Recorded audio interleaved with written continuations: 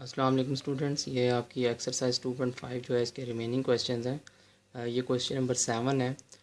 इसमें आपको उसने एक फंक्शन दिया हुआ है y is equal to 3 times under root के अंदर tan x लिखा हुआ है। सबसे पहले तो आप ये देखो कि इसमें चूँकि अप टू सो ऑन है तो आप एक tan इसमें रूट के अंदर खुद से ऐड कर दोगे, ठीक है। या आपने एक tan खुद लिखे आगे। फिर उसके बाद अब आप देखो ये जो मैंने ब्लू शेड में लिखे हुए हैं 3 under root tan x, question के मुताबिक ये y के इक्वल है। आपको ऊपर नज़र आ रहा होगा कि 3 tan जो है ये y के इक्वल है। तो आप इसी तरह ये जो तीनों रूट अंदर लिखे हुए हैं इनकी जगह y लिख दोगे। उसके बाद बोथ साइड स्क्वायर करोगे। स्क्वायर करने के बाद जो y वाली टर्म्स हैं वो एक तरफ इकट्ठी कर लोगे। फिर इसका डिफ्रेंशिएशन होगी।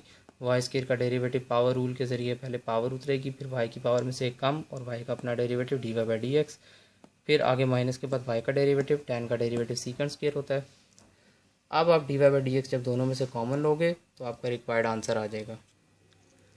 ये नेक्स्ट क्वेश्चन नंबर 8 है। इसमें उसने आपको दो अलग-अलग वैल्यूज़ दी हुई हैं, एक x की और एक y की, और इसमें हमने एक रिक्वायर्ड आंसर भी फाइंड करना है। तो सबसे पहले तो बच्चे ये जो दोनों अलग अलग वैल्यूज़ हैं इनका हम डेरिवेटिव फाइंड करेंगे। तो पहले x का डेरिवेटिव होगा। इसमें बस काम की बात ये है कि जब आप डेरिवेटिव स्टार्ट करोगे तो ये जो x है ये x फंक्शन ऑफ थीटा है। तो x का डेरिवेटिव भी बच्चे विद रिस्पेक्ट टू थीटा होगा। और आगे जो डेरिवेटिव का तरीका है वो यही है, a कांस्टेंट है वैसे ही लिख देंगे। और cos की पावर 3 है तो पहले पावर रूल के मुताबिक 3 और फिर cos की पावर में से एक कम।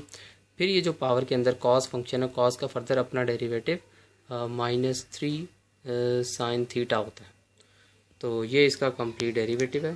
पहले आप इसकी पावर लिखोगे और फिर उसके बाद इसकी पावर में से एक कम। यहाँ पे माइनस नहीं आएगा, माइनस इधर अंदर ही आएगा और लास्ट में ये वैल्यू नेगेटिव ही रहेगी, ये नेगेटिव साइन के साथ रहेगी। इसी तरह फिर नेक्स्ट फंक्शन है, इसका हम डेरिवेटिव स्टार्ट करेंगे। y is equal to B sine 3 theta. Same इसी तरह पहले पावर उतरेगी, फिर पावर में से कम और फिर साइन का अपना डेरिवेटिव और cos थीटा। तो ये d Y by D theta आ गया और ऊपर d x by D theta आ गया।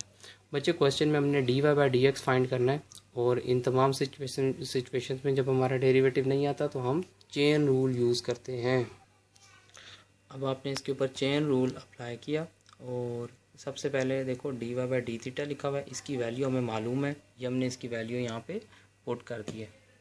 और सेकंड फंक्शन यहाँ पे ये D theta by D x लिखा हुआ है।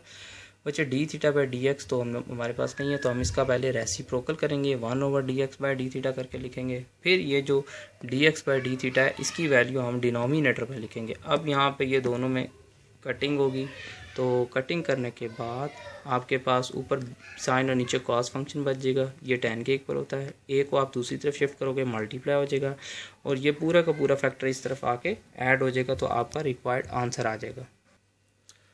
ये नेक्स्ट क्वेश्चन नंबर 11 है। ये मैं इसका सोल्यूशन स्टार्ट कर दिया। सबसे पहले आपने इसका derivative with respect to x करना है। लेफ़्ट साइड पे देखो y/x है तो इसका कोशेंट रूल की मदद से डेरिवेटिव होगा। यहाँ पे आप सबसे पहले डिनोमिनेटर में लिखे हुए फंक्शन का स्क्वायर करोगे। ये हमने यहाँ पे स्क्वायर किया, फिर उसको बाहर स्क्वायर के ऊपर लिखेंगे, फिर x को छोड़ के y का डेरिवेटिव, फिर माइनस लगा के y वैसे ही और फर्स्ट फंक्शन का फिर आगे फर्दर डेरिवेटिव। tan इनवर्स का डेरिवेटिव 1/1 + x स्क्वायर होता है तो ये x की जगह x/y है, इसका स्क्वायर हो जाएगा। फिर ये जो tan इनवर्स जिस फैक्टर पे अप्लाई हो रहा है x/y, इसका आगे फर्दर कोशेंट रूल की मदद से हम यहाँ पे डेरिवेटिव फाइंड करेंगे। फिर उसके बाद ये जो स्क्वायर्स हैं इनको ओपन करेंगे, एलसीएम होगा, एलसीएम के बाद ये फॉर्म बन जाएगी। अब ये जो डिनोमिनेटर्स में वाई स्क्वायर है, ये वाला वाई स्क्वायर, ये वाई स्क्वायर इस वाई स्क्वायर से कैंसिल हो जाएगा और उसके बाद ये फॉर्म बन जाएगी। अब आप इसमें क्रॉस मल्टीप्लाई करोगे। ये नेक्स्ट अब हमने देखो क्रॉस मल्टीप्लाई करके लिखा है और क्रॉस मल्टीप्लाई करने के बाद अब हम तरतीब वार तमाम टर्म्स को आपस में मल्टीप्लाई कर देंगे। मल्टीप्लाई करने के बाद बोथ साइड्स अब आप देखोगे कि कौन सी टर्म्स आपके पास सेम है। ये देखो मैंने टिक किया, ये दो टर्म्स एक जैसी हैं तो ये दोनों एक साइड पे जाके ऐड होंगी।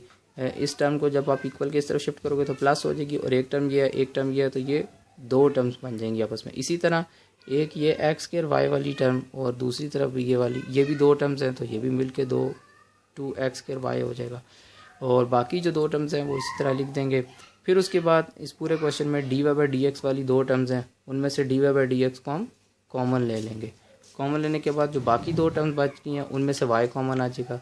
अब आप देखो ये जो ब्रैकेट के अंदर लिखा हुआ है ये दोनों में सेम है, इसको फर्दर बाहर फिर कॉमन आप लोगे। कॉमन लेने के बाद ये पूरा फैक्टर इक्वल के उस तरफ जाके 0 से डिवाइड होके कैंसिल होके ख़त्म हो जाएगा और आपके पास ये फैक्टर बच जाएगा। अब आप y को उस तरफ लेके जाओगे प्लस होगा और x को दूसरी तरफ लेके जाओगे तो डिवाइड होगा, तो आपका रिक्वायर्ड आंसर आ जाएगा। ये अब आपका क्वेश्चन नंबर 12 है बच्चे। हम डायरेक्ट इसका सोल्यूशन स्टार्ट कर रहे हैं। इसमें बहुत सिंपल सा है, आपने ये नॉर्मली याद रखना है कि आप ये जो tan है ना, tan, इस tan को दूसरी तरफ शिफ्ट करोगे तो ये tan इन्वर्स बन। अच्छा, फिर उसके बाद आप दोनों तरफ डेरिवेटिव अप्लाई करोगे। tan इन्वर्स का डेरिवेटिव 1/1 प्लस होल स्क्वायर होता है, तो सबसे पहले y है तो y के हिसाब से डेरिवेटिव ये हो जाएगा 1/1 प्लस y का होल स्क्वायर, और फिर y का अपना derivative dy by D x होगा। और उसके बाद फिर दूसरी तरफ p के साथ tan इन्वर्स x है तो tan इन्वर्स का डेरिवेटिव 1/1 प्लस एक्स स्क्वायर होगा। ये सारा कुछ लिखने के बाद अब आप क्रॉस मल्टीप्लाई करोगे, 1 प्लस एक्स के लेफ्ट साइड पे आ जाएगा और मल्टीप्लाई होगा, और 1 प्लस वाई के राइट साइड पे चला जाएगा और वहाँ पे मल्टीप्लाई होगा। मल्टीप्लाई करने के बाद ये जो dy बाई डी एक्स लिखा हुआ है ना, इस dy बाई डी एक्स को आप यहाँ पे y1 पुट कर दोगे तो ये आपका रिक्वायर्ड आंसर हो जाएगा। तो ये आपके सारे बच्चे 2.5 के जो रिमेनिंग क्वेश्चंस रहते थे वो अब हमने कंप्लीट कर लिए हैं। बच्चे ये आपकी एक्सरसाइज 2.5 की असाइनमेंट है, ये भी आप नोट कर लो, और ये असाइनमेंट आप बना के तो फिर आपने ये सबमिट करानी है। 3 क्वेश्चन है इसमें 2.5 के, क्वेश्चन नंबर 7, 9 और 11। अल्लाह हाफिज़।